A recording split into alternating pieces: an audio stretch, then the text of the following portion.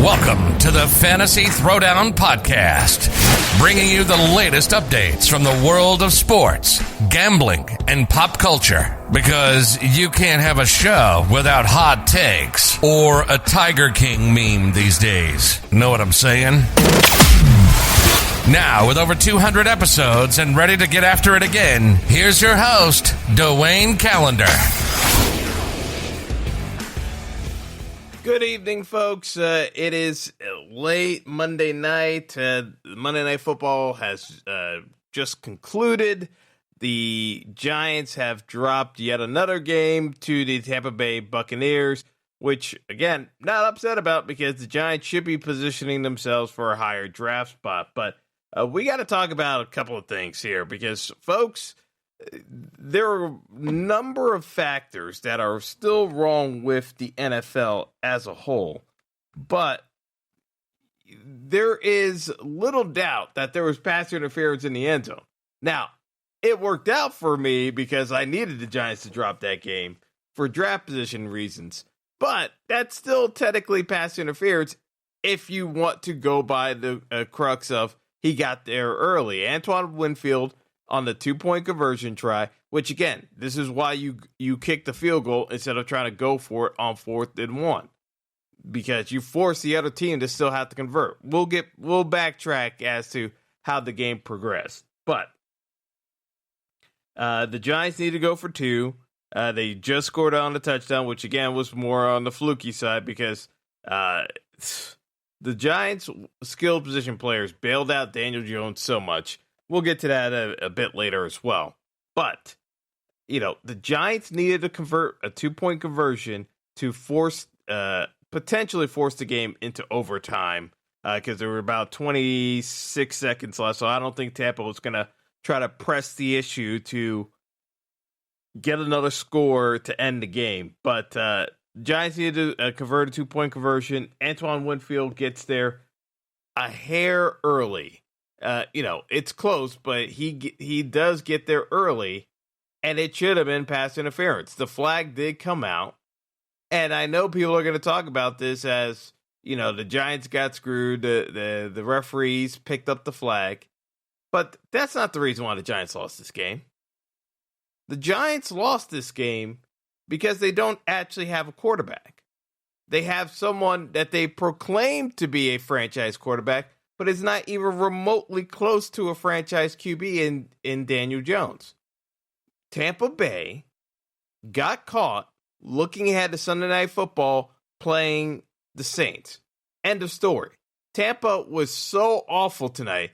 That was a D- performance by the Buccaneers. It was the worst game they played all season long, without question.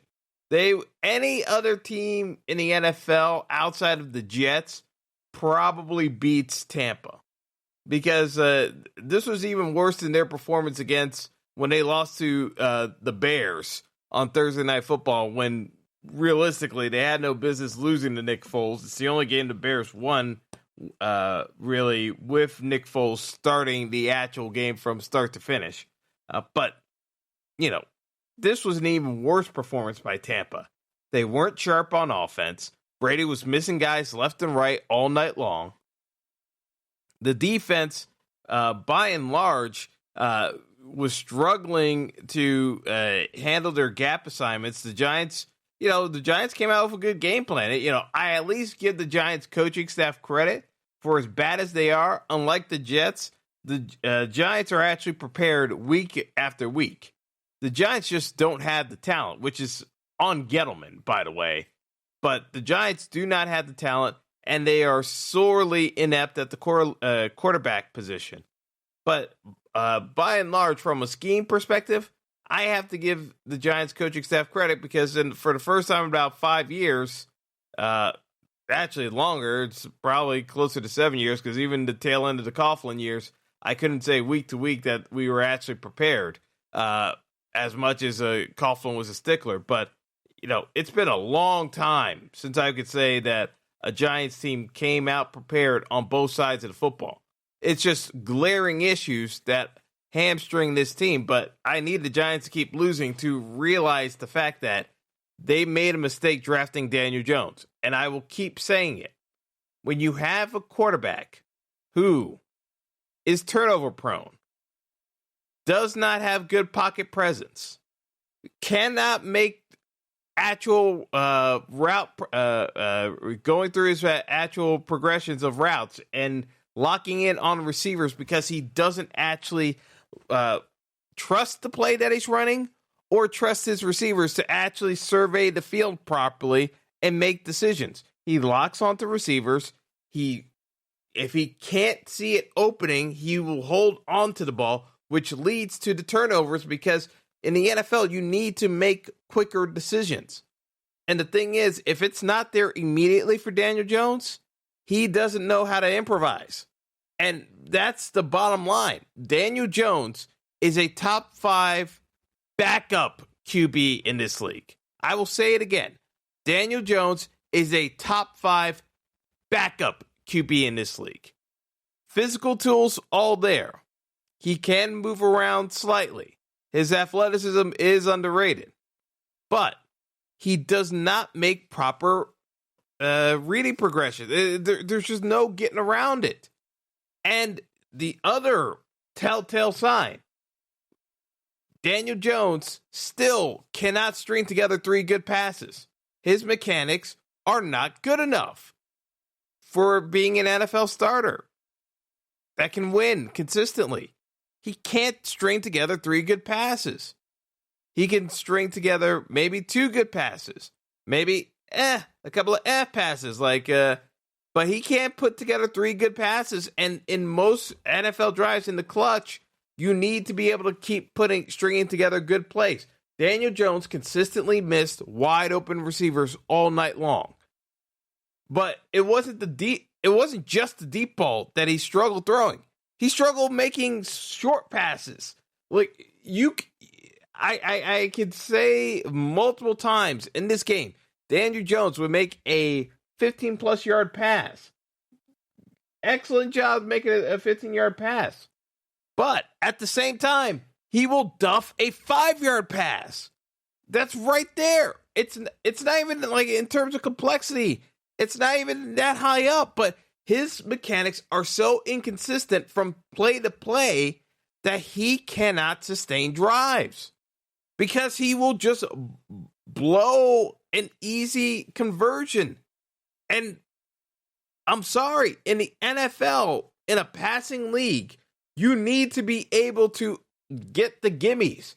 He can't get gimmies. He gives them away. Just like he gives away the ball more often than not because he doesn't know when to throw it away. Carson Wentz has the same problem too. But Carson Wentz actually has the legitimate talent enough to get away with it. Carson Wentz is on the A-plus end of the spectrum in terms of the athleticism measurements. Daniel Jones is closer to a B-. People think because he looks goofy that he's probably a D or an F, but Daniel Jones is probably in the B- B range on a good day. But that's not the problem. The problem is, even though he gets underrated in some aspects, the critical aspects that he needs to execute on, it's definitely D and below. The situational awareness, non-existent. The inconsistency in his mechanics that leads to the inaccuracies cannot happen. The thing of it is that, again, the skill position players bailed out Daniel Jones countless times in that game, jumping up for high passes. Skill position players can do only so much. But if the passes aren't even remotely correct, it's just balls are too far behind guys. He just throws behind guys on hitch routes. It's just not good. And throwing the deep ball outside the numbers, he's just as, if not worse than, Mitchell Trubisky. Throwing deep balls outside the numbers. You cannot have that. In the NFL, you need to be able to throw outside deep balls. Because the defenses in this league are not going to give you deep balls down the middle all that often. Usually there's a safety over the top. You have to be able to throw outside the numbers on deep balls because the safety is going to be pulled away. You got to be able to hit those guys on the outside from time to time. You have to. Have to happen. If you can't do that consistently, you're going to struggle to score consistently. It's a very simple equation. You have to be able to make certain throws if you're going to be a starter long-term in this league. And Daniel Jones has already shown he can't do it consistently. He can barely do it at all. But even if you ask him to do it consistently, he can't do it. And the coaching staff keep trying to come up with excuses for his inadequacies. And I see the same parallels with Mitchell Trubisky. There's a reason why Nick Foles got put in the starting lineup. Now, I told him from the outset when they made the trade, it was a dumb trade because Nick Foles is done. Like, Nick Foles had his little cup of tea with the Eagles and has been living off that for ages. But Nick Foles is who he is. He needs to play in a certain system. And even in that system, a lot of things has to go right in his favor in terms of scheme and what the defense is trying to present to him for him to be effective. I don't even know what scheme Daniel Jones needs. That's the problem. Because he's so bad with his throwing mechanics. I thought Josh Allen was going to bust as an NFL QB because his mechanics were not good at all. But at least Josh Allen has figured out consistently wise, like he's not going to throw the prettiest ball. Point blank. It's not going to be pretty. There are going to be some wobblers in the mix. But he can at least get the ball out consistently and deliver in a way down the field and intermediate routes that receivers know what to expect. Receivers do not know what to expect with Daniel Jones. That's one of the biggest problems, that they're constantly trying to react on the fly because you don't know if it's going to be a nice spiral, if it's going to be a wobbler, is it going to be behind them, is it going to be up? Nobody knows. It's like it's like trying to hit a piñata when you got the blindfold on, and what you don't realize is that they are intentionally pulling the piñata further and further away from you every time you try to swing at it. It's infuriating, but at the end of the day, it's abundantly becoming clear to Giants fans. And I know there are many that are saying it's too soon. It's not too soon. You've got the Miami Dolphins starting Tua Tagovailoa this weekend. And the report is, and it seems credible that, because it's coming from Adam Schefter, the reason why Tua was starting is that in practice, it's not exactly clear that Tua is setting the world on fire now that he's healthy from his hip surgery. Miami has Houston's first round pick, which is likely to be a top 5 pick thanks to Bill O'Brien, the worst coach and GM in NFL history, period.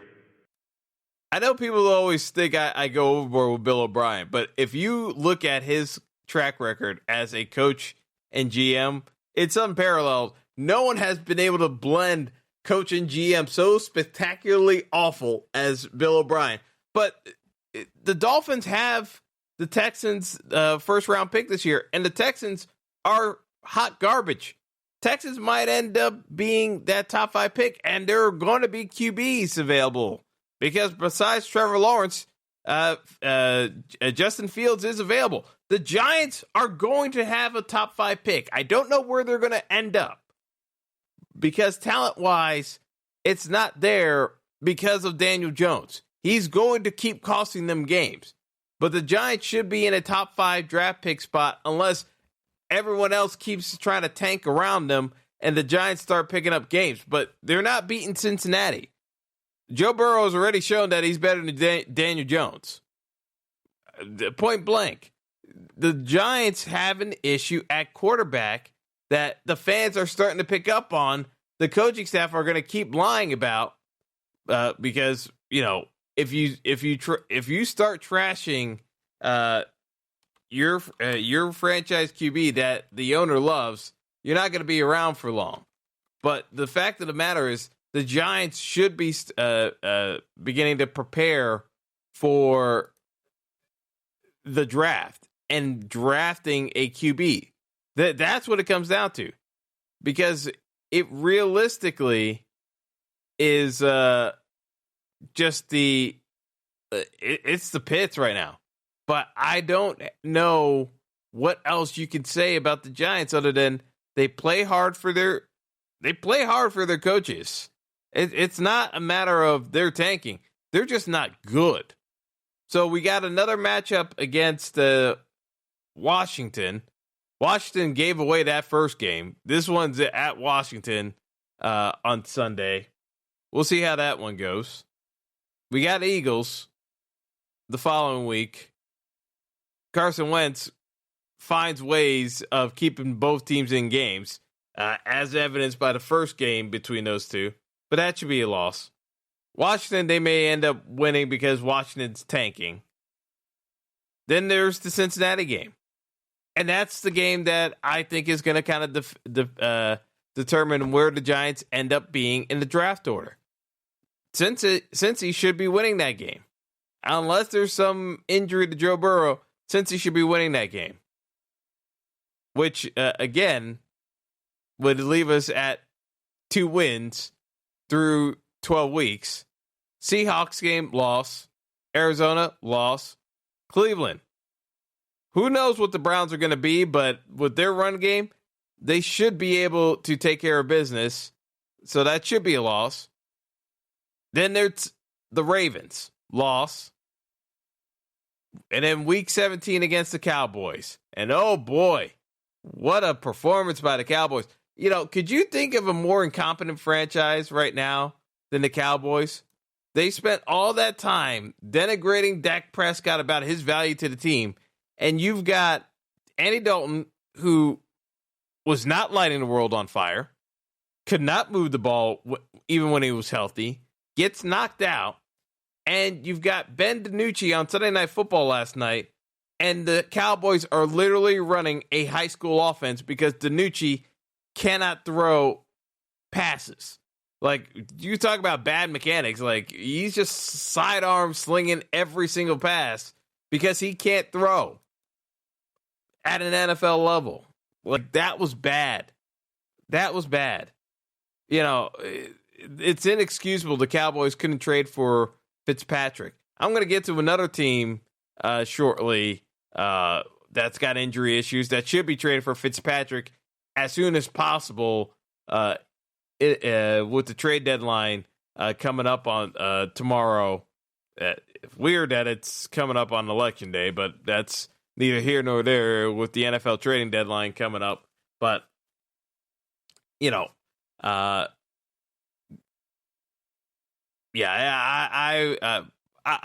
actually just do a quick aside. Go out and vote, folks. I don't care what your affiliation is. It's important enough as an institutional practice, as a democracy, that you actually exercise your right to vote. Okay, plug over, but that's bottom line. It really should be that simple. But let's get back into it. You know, the Cowboys, who knows what Week 17 has in store for the Cowboys? That's the only other game that I'd be worried about as a Giants fan. Again, where they end up in the top 5. But realistically, you're looking at 3 wins max for the Giants.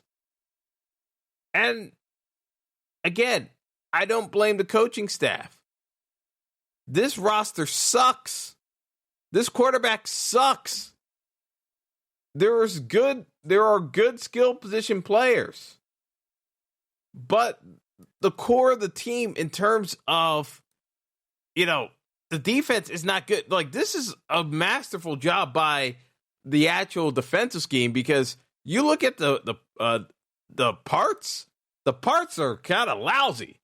The sum of the parts has actually been pretty effective given how lousy the talent level is on that defense. They're not very talented at all, but they play hard. They clearly listen to their coaches and they execute. The offense, far more talent on the offense, but Jones is incapable of executing properly. Wide open throws. With an average NFL QB, the Giants win that game by 10 points or more. Hands down. There's not even a doubt in my mind about that. That's how bad Daniel Jones was. Because Brady was not good. But the Buccaneers were getting frustrated by the Giants' defense. And the Giants' defense was winning the field position battle for the offense. It's just that the offense couldn't do anything about it because Daniel Jones can't pull the trigger, turns the ball over, holds on to the ball too long, and when he does decide to throw it, you don't know exactly how it's going to come out because of the mechanics. So it's real simple for the Giants. You move on from Daniel Jones. You fire Gettleman, and the new GM makes a decision. Because trying to stretch this out where, we got more time to play around, like, why? You have talent. Here's the thing that the Giants screwed up on. By rushing to get the QB, you missed out on the potential of drafting Justin Herbert or Tua this year. And again, like I said, the Dolphins are already making a rush decision on Tua. But when you got Trevor Lawrence and Fields available in the draft next year, you got to at least ask the question, can he do it or not? The Giants aren't even asking the question. They're just assuming, this is the way we want to do things. We don't want to disrupt things. And Jones just doesn't have it. I'm sorry. Nice enough kid, but I'll say the same thing. When you've got glaring flaws, you have to have some other attributes to overcome them. And I like Saquon, but here are the two glaring flaws for Saquon that technically he hasn't been able to overcome. And this is what you built the team around. You got athletic running back. Hopefully the surgery goes well. But you got an athletic running back who can't stay healthy and he can't block. I mean, your best availability is availability. Saquon can't be on the field. He's not healthy. He's constantly injured. And he doesn't block well. So it makes him a liability in a pass game. So you can only use him in certain situations. It makes you too one-dimensional. Daniel Jones, again, I talk about the pocket awareness, non-existent. Decision-making, terrible. Timing, terrible. Mechanics, terrible. He's got better than expected athleticism, but it doesn't overweigh. Like, we're not talking Lamar Jackson here. He doesn't have anything else to overcompensate for the deficiencies. And there's only so many ways you can protect him.